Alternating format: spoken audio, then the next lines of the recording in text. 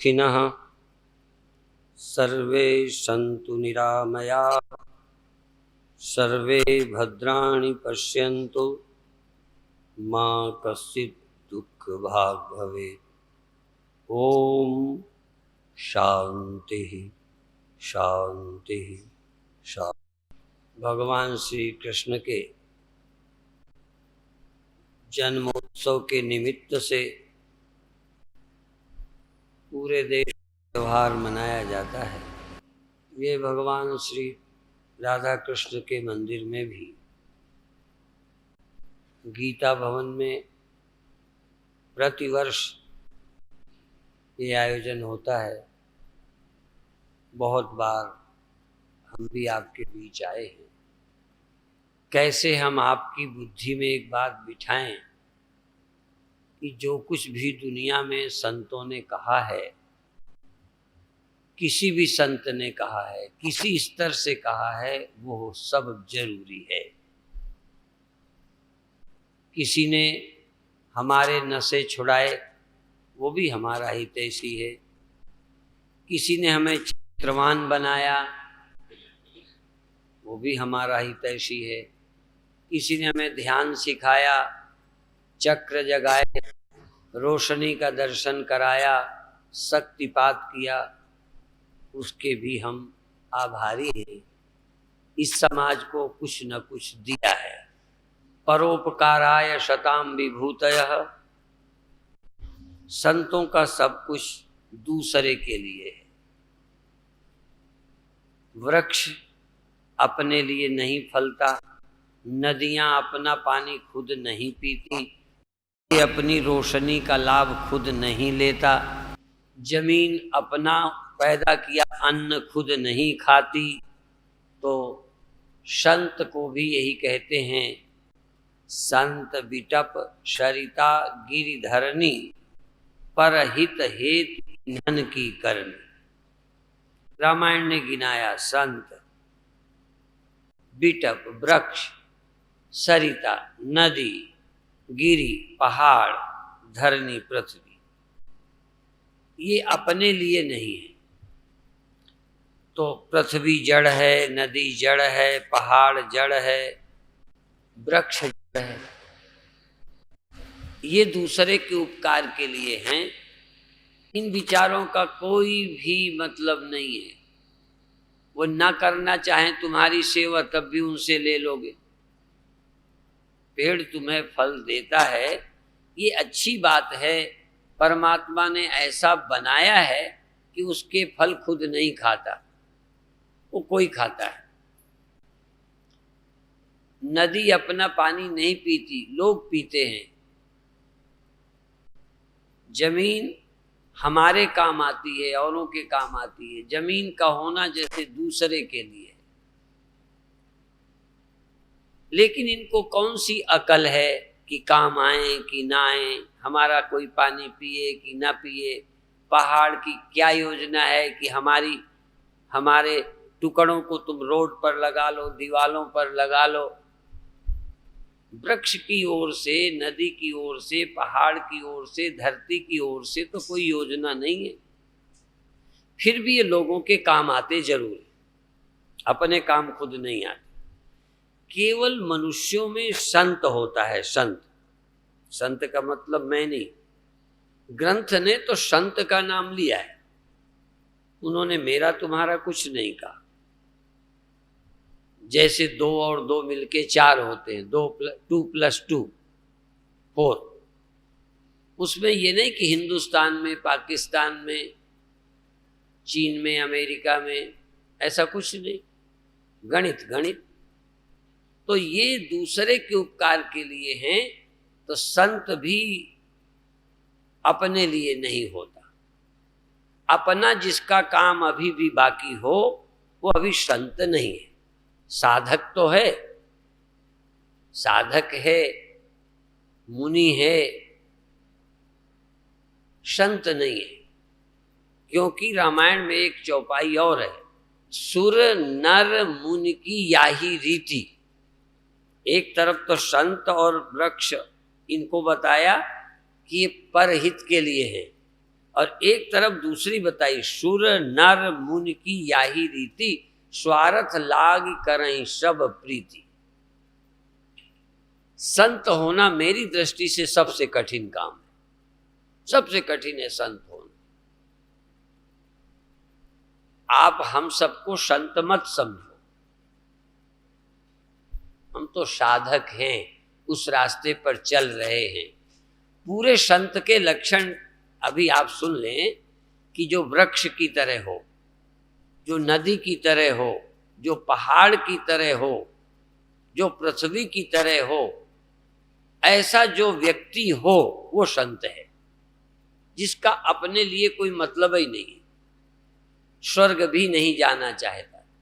कल परसों भी जिक्र किया था कि अभी जब हम कोई कर्म करते हैं तो पुण्य के लिए, स्वर्ग के लिए, नाम के लिए।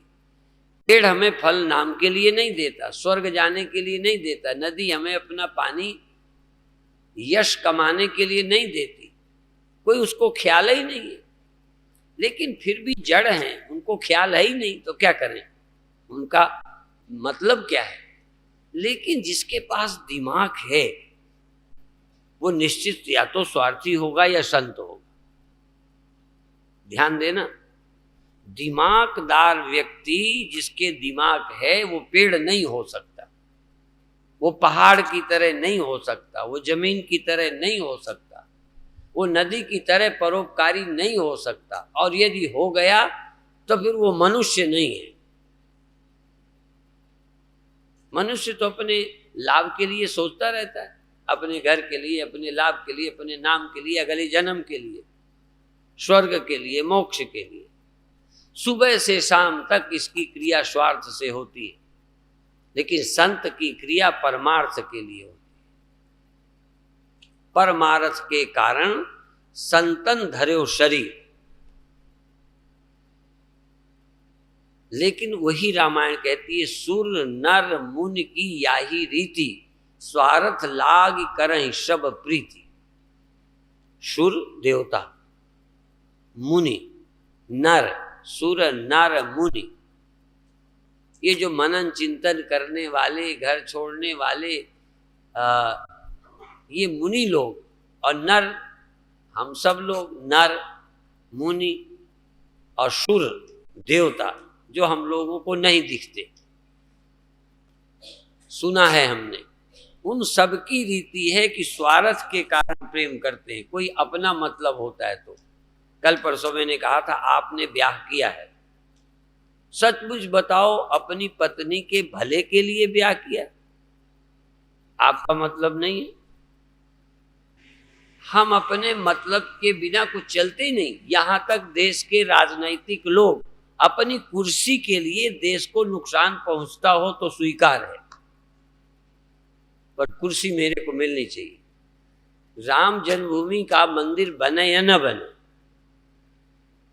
यदि हमें कुर्सी मिलती है, मंदिर बनता है तो ठीक, यदि कुर्सी जाती है, मंदिर बनता है तो हम तैयार नहीं। और मंदिर बनता है, हमारा वोट बैंक छिनता है तो हम विरोध में। और मंदिर विरोध का क्या मतलब है? किसी भी राजनीतिक पार्टी का मंदिर विरोध से मतलब क्या है? इसलिए कि हमारे स्वार्थ को धक्का लगेगा। और मतलब के लिए बहुत कानून बनाए गए। समान नागरिक संहिता क्यों नहीं लागू होती? क्योंकि एक समाज का वोट नहीं मिलेगा। तो हमारी दृष्टि वोट पर है कि राष्ट्र पर है? तो ये नेता क्या है? जब देवता, मनुष्य, मुनि तक स्वार्थ से प्रेम करते हैं, राम जन्मभूमि की बात भी करते हैं, तो वोट का ख्याल रखें कि हिंदू वोट मिलेगा। विरोध भी करते हैं इसलिए कि मुसलमान का वोट मिलेगा। सिर्फ वोट मतलब है कि कोई सच्चाई नाम की चीज है। यदि राष्ट्रहित होता है, यदि परिवार की संख्या बढ़कर देश पर बोझ बढ़ता है, तो इसमें मजहब की क्या बात है? नियोजन हो तो सबका होना चाहिए, पर यह कानून नहीं बन पाएगा क्योंकि राजनीतिक हमारे लाभ हानि का प्रश्न है। अभिप्राय यह है कि केवल संत को छोड़कर, संत को जीवित शरीरधारी, और जो अशरीरी है वो तो परमात्मा है। संत और भगवंत, संत और परमात्मा दो लोगों के लिए है, लेकिन परमात्मा का कोई आकार तो है ही नहीं, कोई देह नहीं है। देहधारियों में संत ही एक ऐसा होता है जो परोपकारी होता है। पर जब मैं ये कथा करूं तो ध्यान मेरी तरफ मत देना, नहीं तो लगेगा कि मैं अपनी कथा कर रहा हूं। सवाल यहां लाल कपड़े सफेद कपड़े का नहीं है, लक्षण लक्षण हैं। यदि हम कहें गाय को रोटी खिलानी है तो आपकी भैंस गाय नहीं हो सकती, आपकी बकरी गाय नहीं हो सकती। गाय चाहे वो हिंदू की चाहे मुसलमान की हो, गाय गाय होगी, गाय की पहचान होती है। तुम्हारी होने से कोई गाय नहीं हो जाती। इसलिए तुम्हारा है तो संत है, मेरा है तो संत नहीं है, मेरा है तो संत है, तुम्हारा संत नहीं, ये सवाल नहीं। ये लाल कपड़े हैं तो सफेद कपड़े हैं, कपड़े का संत का मामला नहीं है। भारत में हजारों संत हुए हैं जो शादीशुदा थे। सन्यासी तो मैं नहीं कह सकता, सन्यासी अलग है, संत अलग है। साधु गुरु, गुरु गृहस्थ नहीं होते, गृहस्थ संत नहीं होते। हाँ, सन्यासी नहीं कहलाते। सन्यासी एक आश्रम है जो घर परिवार को छोड़कर बनता है। वो भी सच्चा है कि खोटा है वो बात मैं नहीं करता, कितना कठिन काम है, लेकिन सवाल संत का है। तो संत और पहाड़ की तुलना कर दी, संत और नदी की तुलना की, जिसका कोई निजी स्वार्थ नहीं है फिर भी अपने काम में लगा है। नदी बह रही है, नदी नाचवे अपना जल, वृक्ष न खावे अपने फल। संत अपने प्रवचन का भी फल नहीं लेना चाहता। संत किसी कर्म का फल नहीं चाहता। क्यों नहीं चाहता? अधूरा है ही नहीं है तो चाहे क्या? चाहता तो अधूरा आदमी है। और उस ब्रह्म ज्ञान को प्राप्त होने के अतिरिक्त तो कोई संत नहीं कहलाता। यदि ब्रह्म को उपलब्ध होकर पूर्ण नहीं है, अधूरा कोई संत नहीं होता। अधूरा साधक तो होता है, संत नहीं होता। अधूरे का नाम संत नहीं है। आद्य जगत गुरु शंकराचार्य ने भी परिभाषा की के संति संतो खिल वीतरागा अपास्तमोहा शिव तत्व निष्ठा। संत कौन है? जिसके राग मिट गए, जिसको कुछ पाना नहीं है, अज्ञान नष्ट हो गया, शिव तत्व में जिसकी निष्ठा है, जो आत्मनिष्ठ है, ब्रह्मनिष्ठ है, कुछ पाना बाकी नहीं है, जिसके लिए जन्म मरण सब बराबर हैं, लाभ हानि बराबर हैं, जगत जिसके लिए स्वप्न है। अब क्या स्वार्थ है उसका? ना हो बात अलग है। बातें मैं बोलता हूं, मैं संत हूं कि नहीं, कोई वक्ता संत है कि नहीं, पर लक्षण तो वही रहेगा। कोई आदमी तौलते समय खोट करता है, कम ज्यादा तौलता है, तो तौलने वाले की चालाकी है। तराजू तो तराजू है, तराजू का नियम तराजू का नियम है, तौलने वाले की नीयत कैसी है वो जाने। तो ग्रंथों ने जो परिभाषा दी है वो ठीक है। हम संत हैं या नहीं है ये मामला दूसरा है। तो संत कौन है? जो जिसका अपना कोई स्वार्थ नहीं रह गया, जीने तक में और मरने तक में। जीता है तो दूसरे के लिए, मरता है तो दूसरे के लिए। पहाड़ जिंदा है, पहाड़ टूटने को तैयार है, रोड पर तोड़कर लगा दीजिए। थोड़े बहुत जो जानवर होते हैं, आप गधे से काम ले लीजिए, बोझा ढो लीजिए, छोड़ दीजिए, चर लेगा। जिनकी बिल्कुल अकल नहीं तो वो संत कोटि में है, या जिनको कम अकल है वो भी साधु की तरह है। गधा साधु ही है। मुझे तो लगता है गधे जितना साधु नहीं मिलता। गधे से आप काम लेते हो कि नहीं? तुम्हारे नहीं है, किसी के तो होगा। देखा है, बोझा ढोते हैं, सामान मिट्टी ढोलें, ईंटें ढोलें, कपड़े लाद लें, काम ले लें, छोड़ दें, तो इधर उधर की घास चर के गुजारा करता है। आप दिन भर किसी के काम आने के बाद शाम को क्या मांगोगे? गधा ने क्या मांगा? है ना संत, पेड़ संत है, नदी संत है, या संत नदी की तरह, दोनों को सोच लो।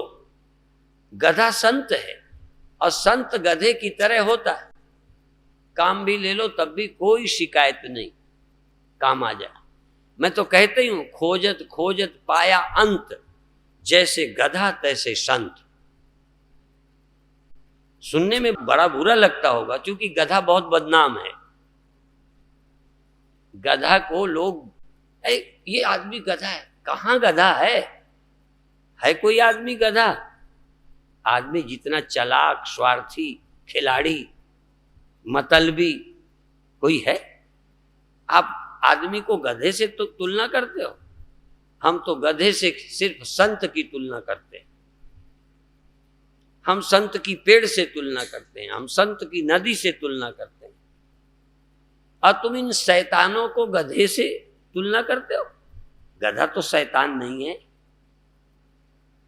किसका डांका डालता है, किसकी चोरी करता है, कहाँ शराब पीता है, कहाँ मांसाहारी है, कहाँ लुटेरा, हत्यारा, कातिल है।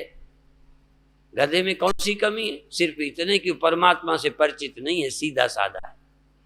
आप कभी ख्याल करो, मनुष्य तो गधे के बराबर नहीं है। एक सिर्फ खूबी है मनुष्य में कि ये चाहे तो परमात्मा को प्राप्त कर ले, बस। इस खूबी के कारण हम पशु से श्रेष्ठ हैं। नहीं तो गधा छोड़ो, हम पशु नहीं। पशु का जीवन देखिए, चरित्र देखिए। संतान पैदा करने के अलावा जिस मादा पशु में प्रजनन की जरूरत है, उससे नर पशु संबंध रखता है। पेट में बच्चा हो, कोई जानवर ऐसा नहीं है उस मादा से संबंध रखे। सिर्फ यही मनुष्य एक शैतान है जो माँ के पेट में बच्चा है। फिर भी गांधी जी की तो कथा खुद ही वो आत्मकथा में लिखते कि सुबह बच्चा हुआ है, उस रात भी मैंने पत्नी से संबंध रखा है। ऐसा कोई जानवर होता है? जिन जानवरों को कहते चिढ़ जाते हो, किसी आदमी को जानवर से तौल दें, नाप दें तो बुरा मानोगे, लेकिन जानवर जितना अच्छा कोई आदमी मिलता है। फिर मनुष्य की क्यों प्रशंसा है, ये भी सुन लो।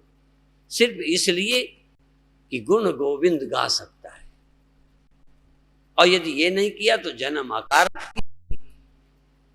केवल परमात्मा की कथा सुनने के कारण तुम गधे से श्रेष्ठ हो,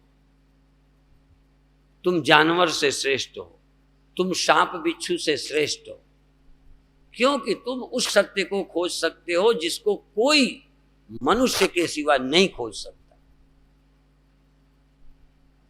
तुम कहीं के इंजीनियर हो इसलिए बड़े महान हो, तुम डॉक्टर हो इसलिए महान हो, तुम धनी हो इसलिए महान हो।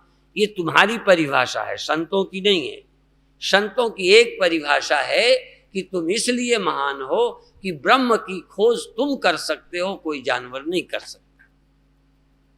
इसलिए शूकर श्वान की तुलना की गुरुओं ने कि वो शूकर और श्वान है, और फिर ये कही दूसरे शब्द में फिर श्वान की प्रशंसा कर दी कि स्वामी का घर, आहा, कुत्ता नहीं छोड़ता, कुत्ता अपने मालिक का घर नहीं छोड़ता, मालिक का वफादार होता है। कहीं ये कहना चाहते हैं कि वो आदमी तो कुत्ता भी नहीं है जो अपने स्वामी का भगत नहीं है। कम से कम कुत्ता अपने स्वामी का भगत होता है। ध्यान दीजिए, आपका भगवान से क्या लेना देना है? कोई मतलब ही नहीं है। तो संत कौन? जो पेड़ की तरह है, आप जिसको गुरु बना लें उसको बहुत एकदम ऊंचा नहीं माने, बनाया है बड़ी अच्छी बात है, लेकिन आपसे एक प्रश्न उठना चाहिए कि हमारे यहाँ संत की तो ये परिभाषा है, और संत के मिलने के लाभ तो देखो, तीरथ गए ते एक फल,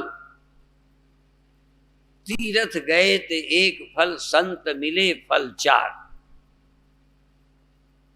संत मिल जाए तो चार फल मिलेंगे, अर्थ धर्म काम मोक्ष, चारों मिल जाएंगे यदि संत मिल जाए। तो या तो संत मिलते नहीं या तुम्हें संत लगते नहीं, दो ही बातें हो सकती। या तो तुम्हारी आंख खराब है कि संत तुमको मिल नहीं रहे, या संत है ही नहीं, तुम्हारी नजर ठीक है पर संत ही नहीं रहे।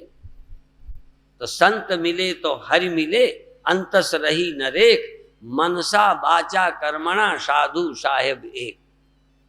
तो संत वृक्ष की तरह है, फलता फूलता है। आप अपने पेड़ को फलते देखकर दुखी नहीं होते, क्यों नहीं होते? उसके फल हमारी काम आने, पेड़ तो खाएगा नहीं। यदि संत का वैभव है, संत की शक्ति है, संत बुद्धिमान है, संत यदि ज्ञानी योगी है, तो उसका सब कुछ तुम्ही को तो मिलना है। जिसका सब कुछ समाज के लिए हो उसी का नाम संत है।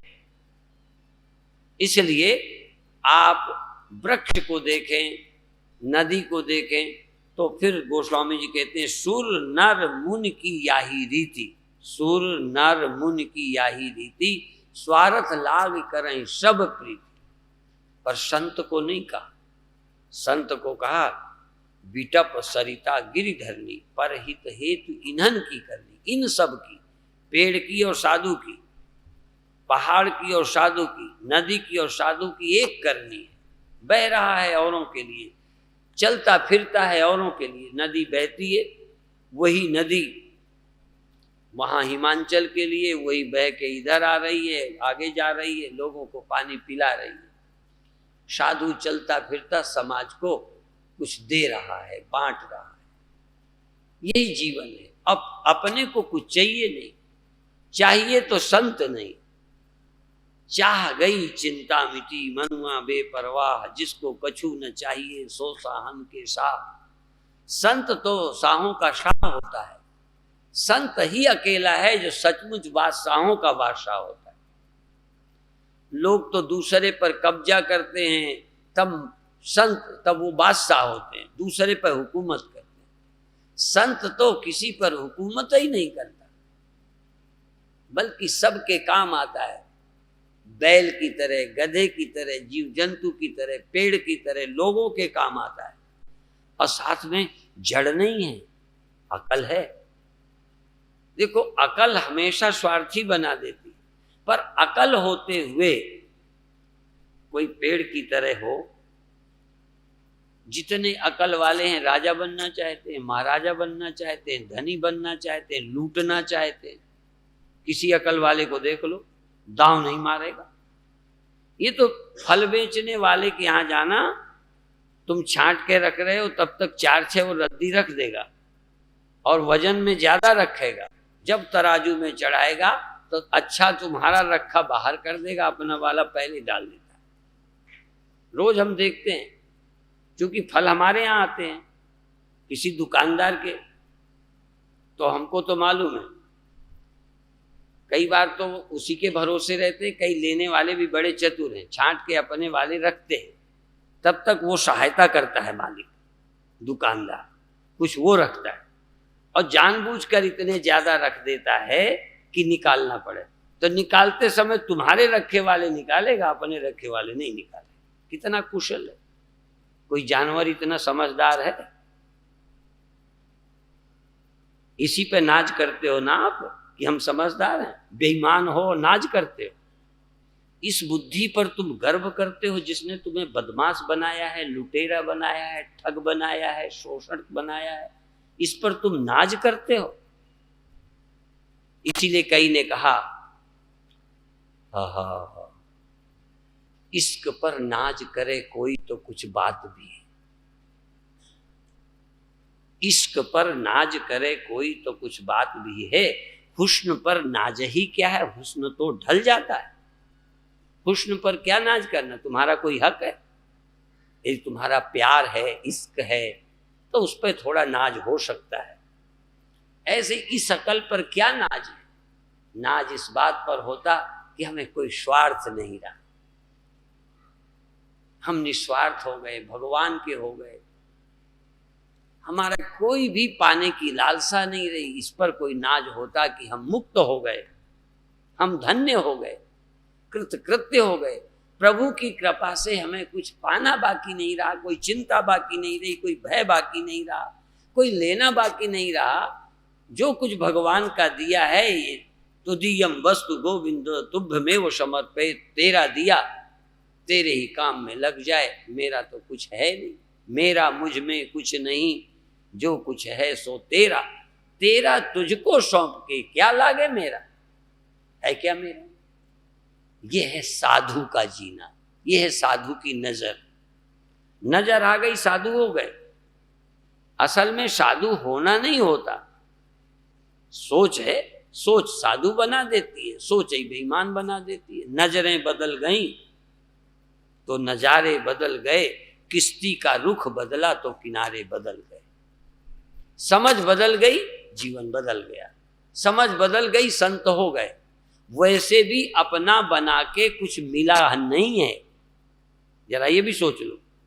अकल में तब मानता कि अपना बना के तुम फायदे में रहे होते, जोड़े जोड़े मर गए और अंत में लुट गए।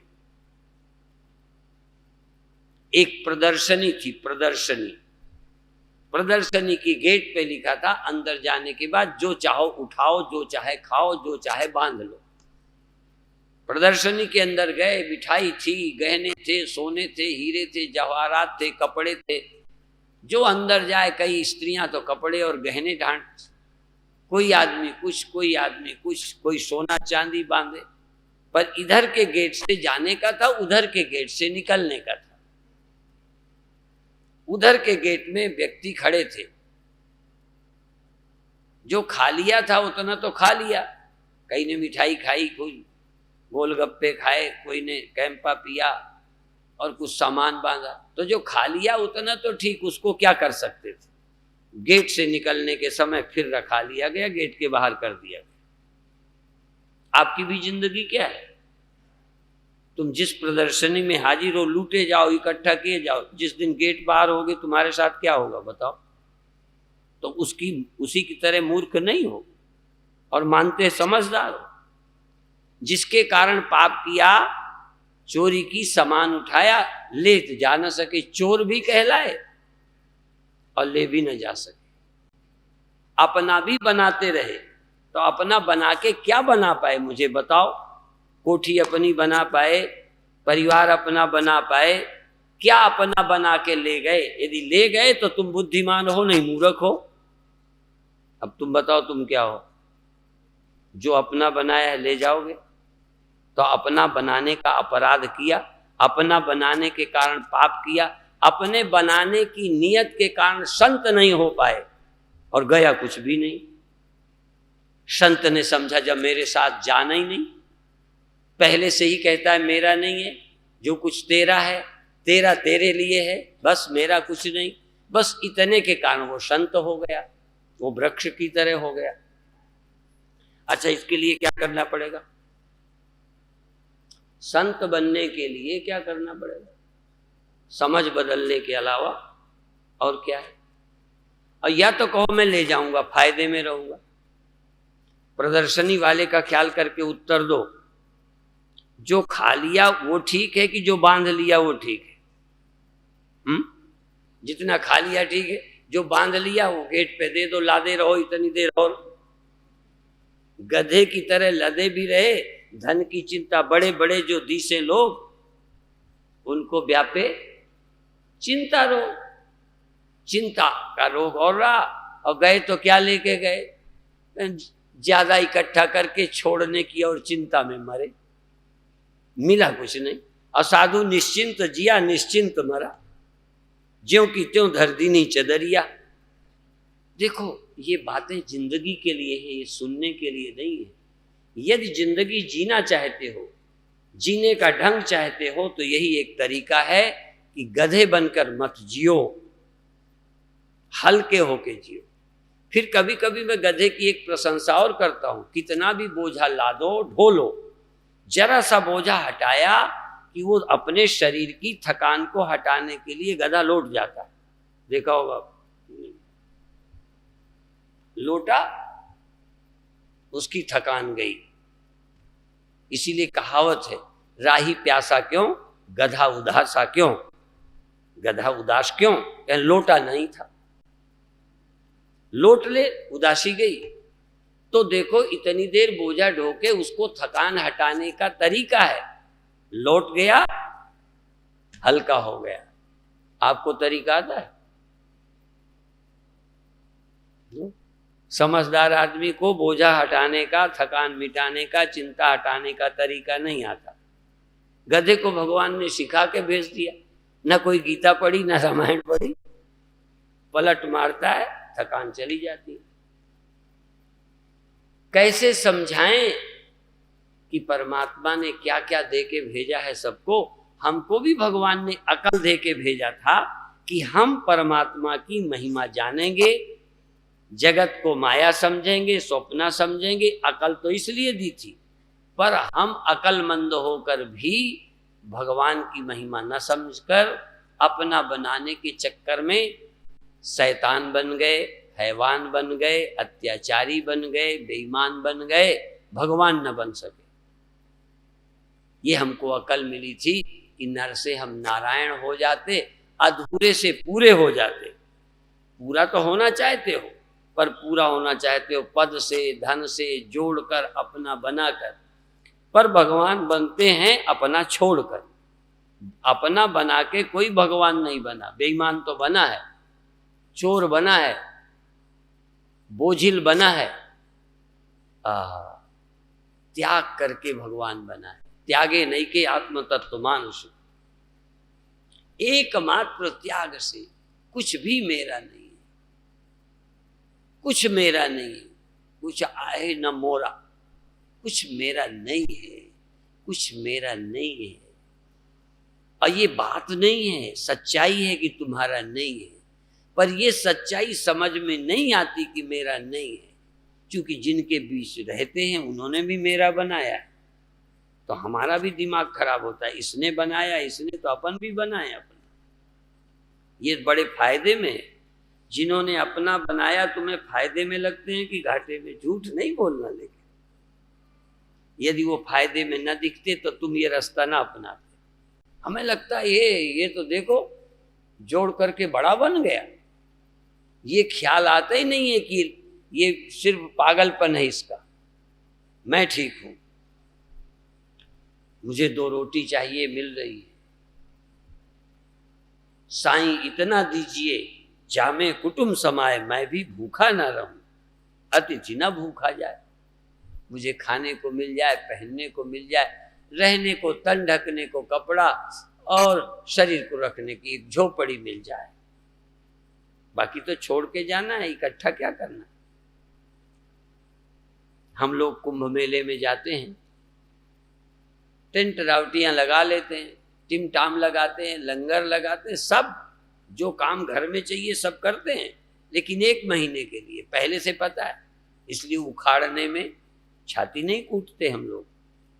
1 महीने कुंभ में रह के जब हटते हैं, सब अंगड़ खंगड़ उखाड़ देते हैं। बाउंड्री पंडाल कह देते अपना अपना ले जाओ, उन्हीं से लगवा लिया किराए का, अपना ढोते रहो, चल पड़े।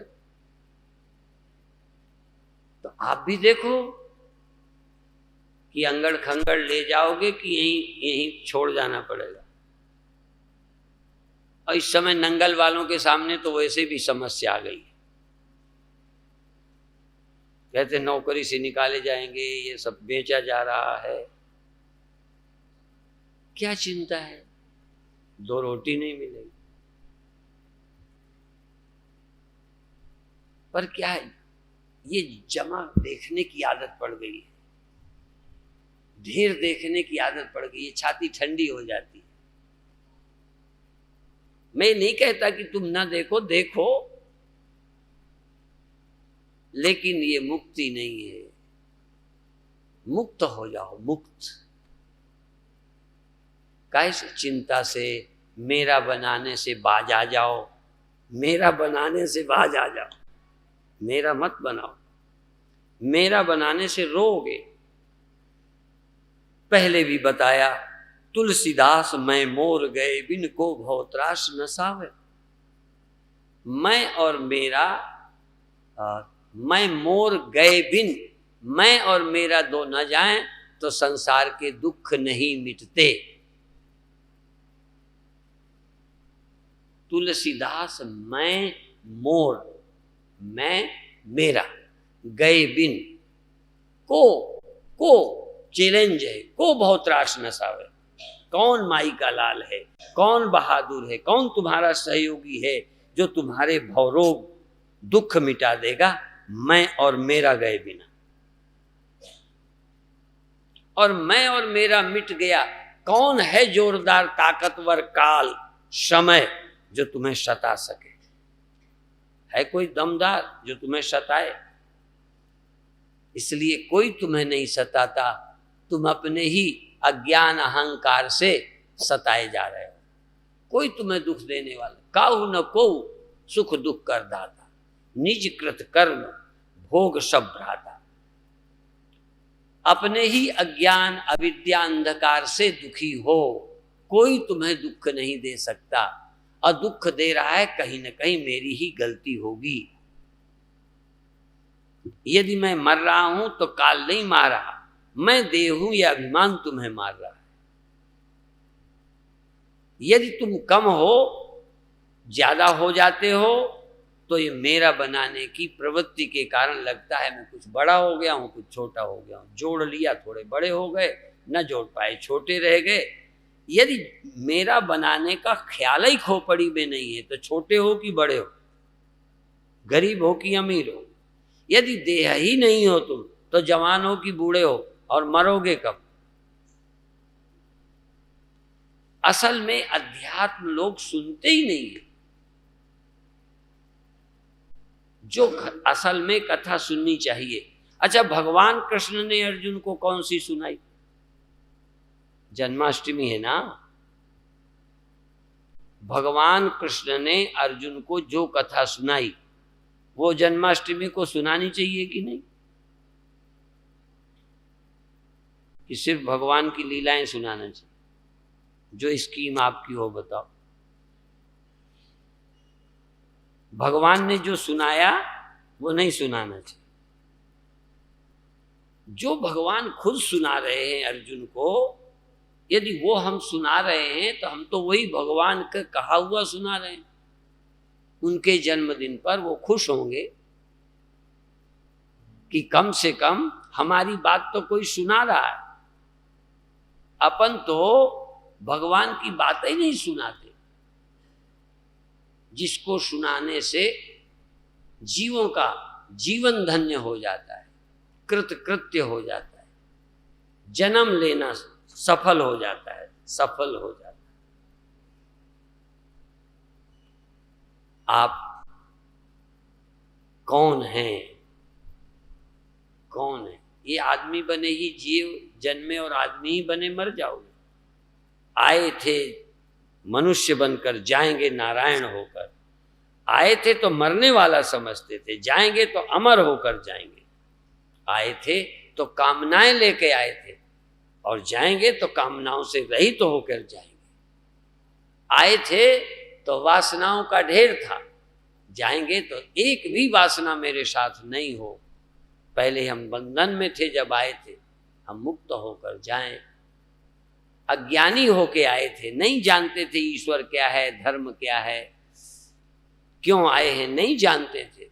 आकर जान लेंगे अब कि हम क्यों आए थे, किसने भेजा था, हमारा क्या कर्तव्य है, जान कर जाएंगे।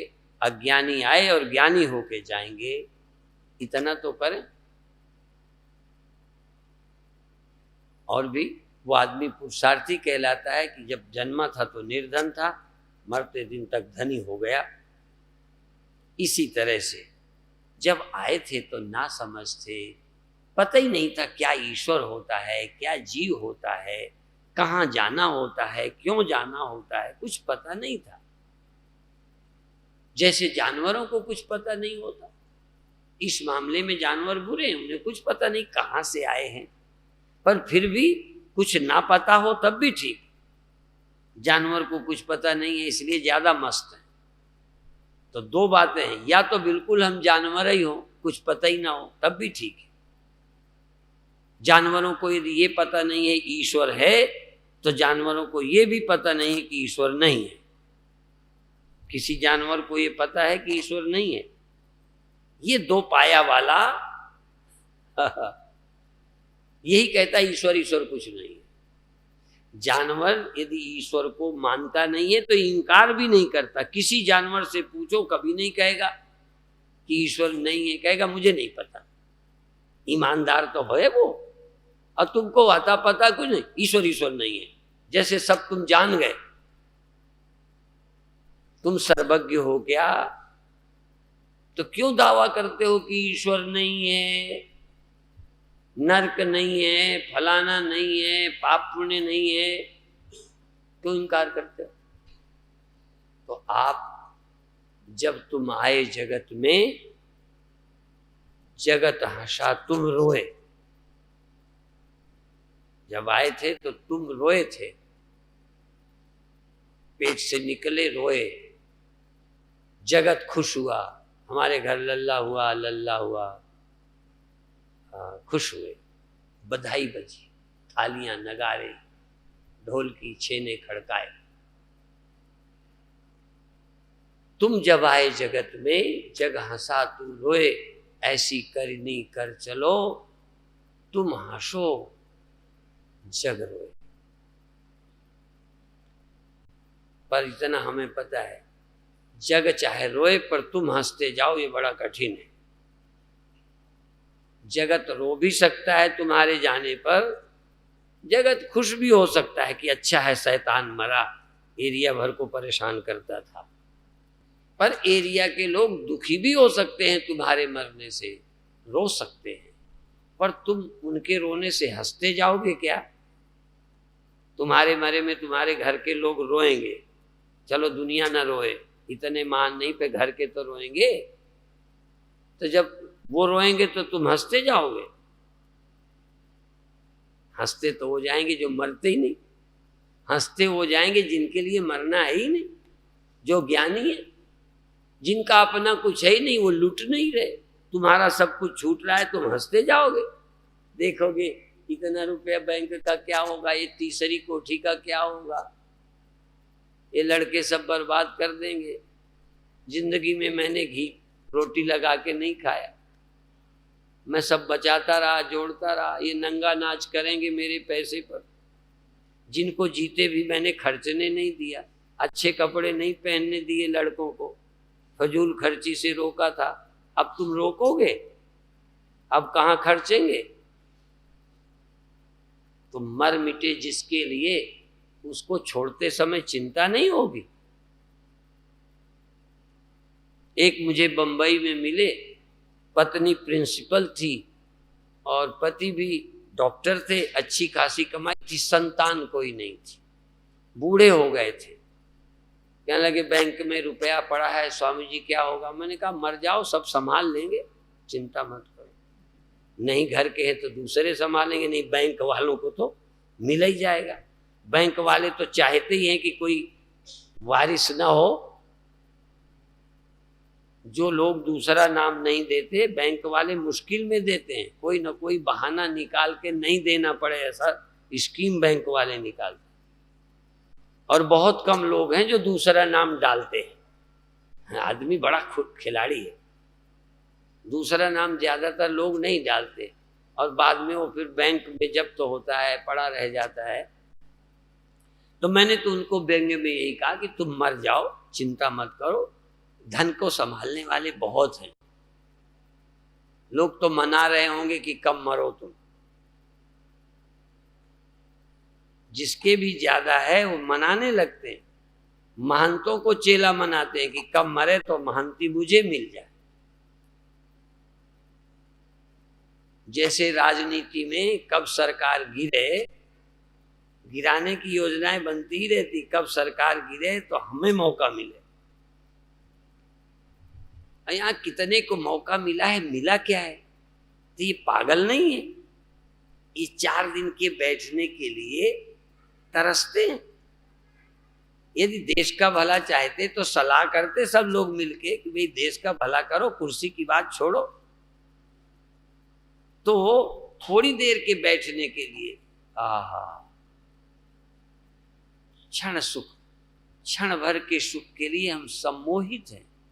माया ने हमको अंधा कर रखा है, कामनाएं हमें अंधा कर देती है, सोचने नहीं देती।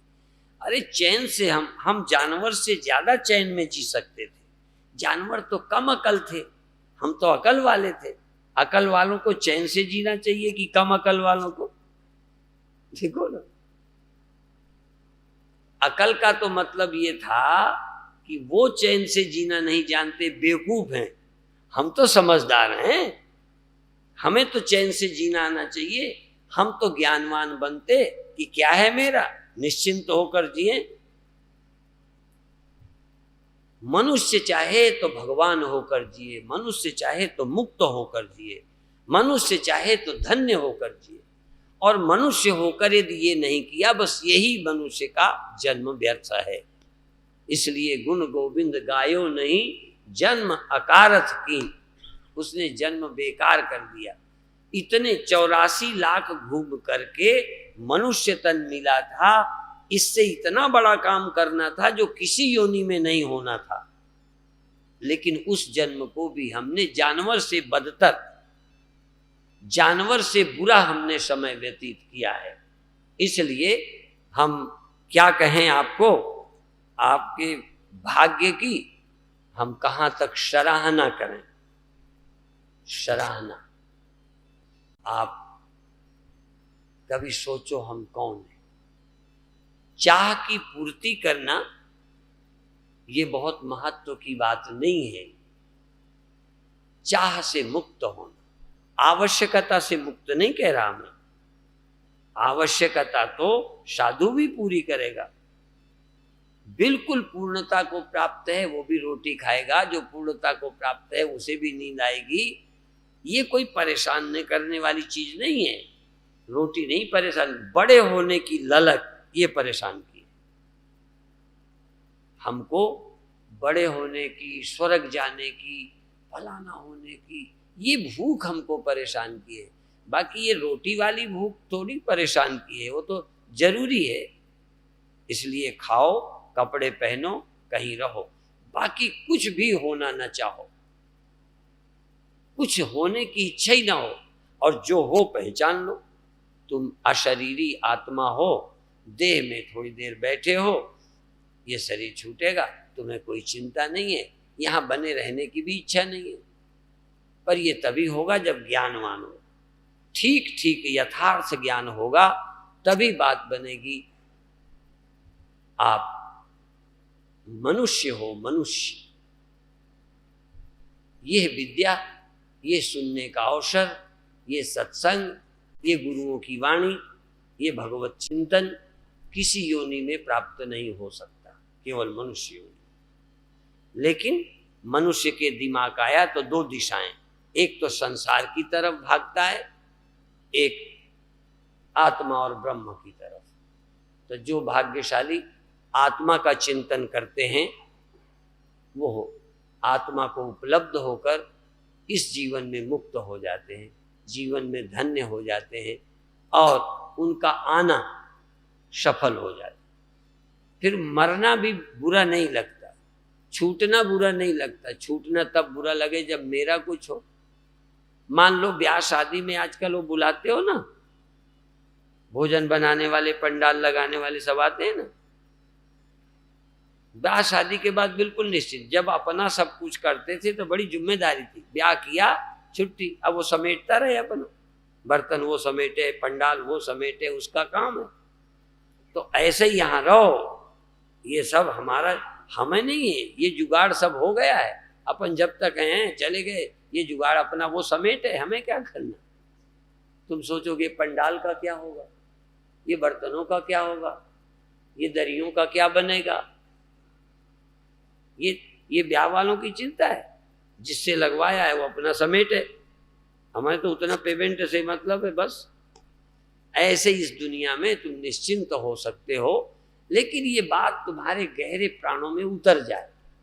पर तुम रोज घर वालों का मंत्र सुनते हो, साधु तो 2 मिनट को आए अपना भाषण सुनाते, तुम जिनके बीच रहते हो उनका दूसरा ही मंत्र है, तुम बुद्धू हो, तुम किस चक्कर में पड़े हो, तुम साधुओं के चक्कर में पड़े हो, साधु तो खुद बर्बाद हुए हैं, तुम्हें भी कर देंगे। तुम समझते हो हम आबाद हैं, बड़े पर्दे में इतना हमने इकट्ठा किया, बल्कि साधुओं में भी जो सचमुच नहीं है, चाहे मैं भी सही, वो भी देखते हैं अरे फलाना साधु ज्यादा सफल हो गया। यदि इसी का नाम सफलता है तो टाटा बिरला सफल नहीं हो गए।